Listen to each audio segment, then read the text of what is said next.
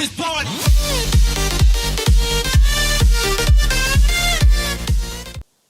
Hey guys, this is Potiphar with another video, and today we are going to go over this ban list that just got announced today. Got updated today. It'll take effect on the 11th of April, so in 3 days. So yeah, we're going to go ahead and look at that. There are some changes I don't really like, and we're going to go over that shortly.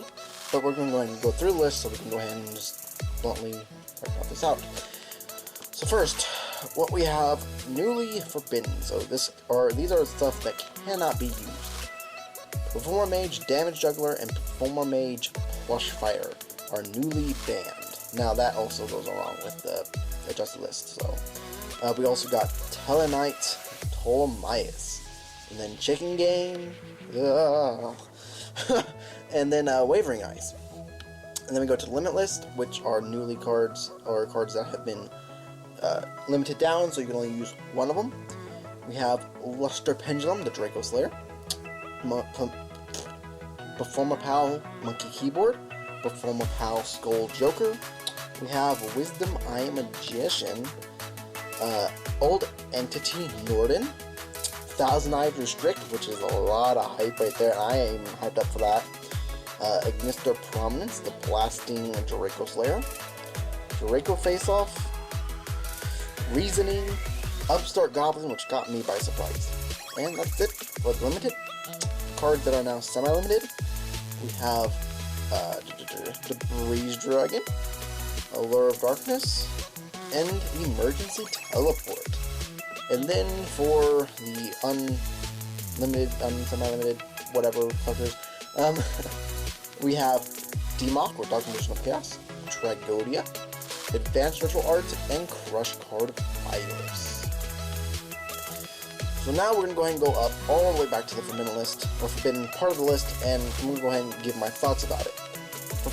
First, I'm going to go ahead and do it Perform Mage Juggler and Plush Fire. I think actually both of them are really good hits, just because of the fact that Pepe was a really big thing before the adjusted list, and they're just rolling this on from the adjusted list, and I'm fucking glad about it, because I didn't like Pepe. I don't like it at all. It just needs to go, and I'm happy it didn't just, like, vanish. Like, I'm happy that the adjusted list actually got rolled on here. I don't like that Pepe was a thing, so now I don't have to worry about it. However, fucking Ptolemaeus. So, I didn't record this box. However, the first box I ever got where Ptolemaeus actually is, which I think it is Cross Souls, if I'm correct. The first one, I pulled a Ptolemaeus Ultra. I still have my Ptolemaeus, just to tell you. The second box was the weirdest box ever, which I was able to pull 2 more out of out of that box. So in total, 2 boxes got me 3 Ptolemaeus. Why is it banned while I get it? So, but yes, it's a really good hit with Ptolemaeus as well, just because of the fact that it opened up a lot of plays going into Nova, and then going into Infinity, or going into any other rank 5 that you really needed at that time, being stuff that's like Pleiades, number 61, and stuff like that, that just was really, really broken. You can also use it to do into other things, like if you need to get a extra deck card into your graveyard, such as with like Burning Abyss. You could do with that with Dante, so there were a lot of combos you can do off of it. Chicken Game. I honestly hate this hit. They could have not hit Chicken Game and hit something else, because this was obviously a Monarch FK hit. They didn't need to hit the deck this bad. However, I understand their whole concept. With Chicken Game now gone, they automatically lose 6,000 life points of difference right there, because they have the 3 Chicken Game, and then they have the 3 Pseudospace that would be used with Chicken Game. So that automatically takes that out of the equation. So that's really, really dumb that they did that. However, I understand why they did that. Now, like I said, they could have hit something way better, which would be like fucking Life Equalizer, or they could have hit something from Monarchs, because they didn't really hit anything in Monarchs. Yeah, they hit Reasoning, and they hit Chicken Game, but they don't really use those a lot. So they could have hit anything else. They could have hit Trading, they could have hit Into the Void, they could have hit, what was it? Fuckers, Pantheism. They could have hit anything, but they decided to hit Chicken Game. So, I mean, it's okay, but I don't like that they did it. And I do believe that Chicken Game's only going to stay on here for about 2 or 3 formats and then come back, whether it be to 1 or 2. So, then Wavering Eyes. I don't like this hit. Being a Pendulum player myself, I really don't like this hit. But, however, looking at the anti-Pendulum version of this, I still don't like this hit. Because it then diminishes 3 slots of the deck. So yes, I know you can use what was it? There was a Spell Shattering Arrows or something like that. Yes, you can use those. But then you have Wavering Eyes, which could help you out again.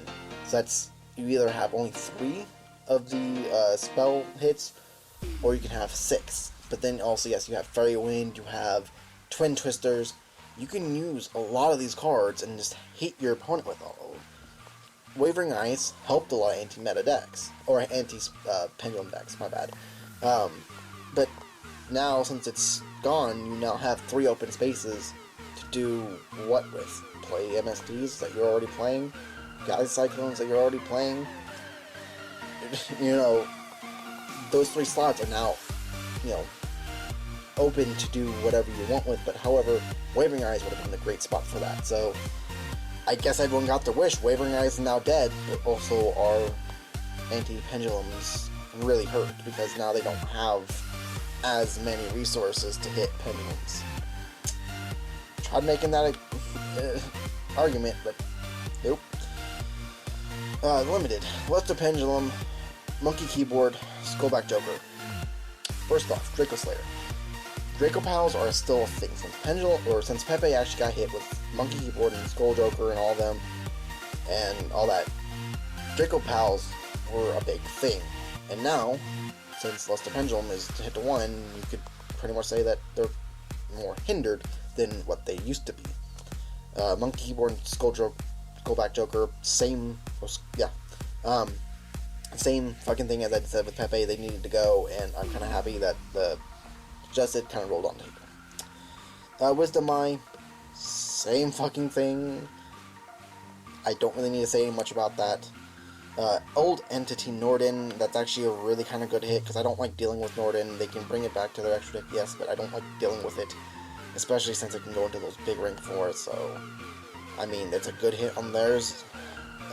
And now for the one that everyone wants, Thousand Eyes Restrict. That is amazing. Yes, it's an instant fusion target. Yes, it can do things. It can get rid of pesky little monsters here and there. But it's a really nice card to go into. That means you have another instant fusion target that's really, really good. So, what combos can you do with it? Well, you can Thousand Eyes Restrict effect to be able to attach one of your opponent's monsters to itself. Then sack your Restrict by tributing for Monarchs, or anything that needs to be tributed, and then there you go. You basically got rid of a monster, a problematic monster on the field with just one card, technically. So, it's a really nice, really nice one, and I am glad it's back. Next one, Mr. Prominence. Yes. It needed to go to 1. I don't like those loops that you can go Mr. Prominence into all these other things, and then next turn, you can Mr. Prominence, go into all these other things, and negate, destroy, pop, draw, search, you know, I'm glad it's hit to 1. So now when I get rid of it, I'm gonna get rid of it. Draco Face-Off, Draco Pals pretty much on their last leg with this, because Draco Face-Off really opened up a lot of plays. Yes, they could still open up a lot of plays with just the one Draco Face-Off, but it's not as consistent anymore. That's all I can really say about it. Reasoning, Cosmos got hit with that. My Timaeus Knight of Destiny got hit with that. That's just dead at that point, so I need to build the fucking Lightsworn variant, which I don't fucking like. Anything that would use Reasoning and utilize it is now dead, so Infernoids are now dead again, I guess. Infernoids got off the map for a while, and now, since reasoning is gone, they pretty much have no reason to really do anything. Yes, it's at 1, but I mean, there's no point anymore. They can stall, and then they can go into reasoning at that most. So, yeah. Upstart Goblin. This is the other FTK hit. Since it's at 1, you lose an extra 2,000 life points of difference. That means you already have lost your 8,000 difference. Now, they didn't really need to hit this. Yes, we all kind of knew it's probably going to get hit sooner or later because everyone's utilizing, everyone's making it go back and forth and everything like that. But it's not that big of a problematic card. Like I said, they could have hit something else instead of Chicken Games or Upstart Goblin. They could have hit anything else, such as Life Equalizer, and still have a big benefit off of it, saying that, oh, they killed the FTK, but they didn't need to hit it this hard. Because this actually kills a lot more decks than they think. They probably didn't see that coming, so yeah. That's all I can really say about that. Now we go to the semi-limited part. Debris Dragon. I guess Synchros have another Synchro or tuner they can go for. I don't have any opinions on that, to be quite honest. Lower Darkness. I mean, draw power for Burning Abyss and Black Wings, I guess, and Cosmos a little bit, because Cosmos can utilize that with their dark and light ratio. And then E-Telly. Cosmos. I mean, they -1 E-Telly. Ooh. They can still search out with Tin Can and other stuff like that, and they don't really need 3. Trust me, I've been playtesting it all day, and it works perfectly with 2. So, now all the cards are at 3. D-Mock, we knew it was going to come off the list. I didn't expect it to come to 3 that fast. A lot of people were thinking it's just going to go to 1, so yeah. D-Mock's back at 3. Tragodia. Frog Monarchs? Frog Monarchs and Stall are going to have a really big chance now because Tragodia is back at 3. That means you have Gores at 3. You have Tragodia at 3. You have Treeborn Frog at 3. You have, Battle Fader at 3. You have all this hand traps. And now you're like, I can do stuff. Advanced Ritual Arts. Ritual decks can do it. One combo that I did see, which got me curious about with Burning Abyss with Malakota, is you do Ritual Arts, go ahead and you add the Malakota and stuff like that you need in your hand with Advanced Ritual Arts, and then you can go off like that. Necros also have a little bit more chance now since Advanced Ritual Arts is back at 3, but you still have the Ritual, Jin Ritual, Girl, Guy, whatever, bands, so with all the other hits that have been already previously stated in the past. So yeah, that is now at 3, and then Crush Card Virus, the card that everyone's freaked out about. Well, not everyone, but a lot of people are freaked out about.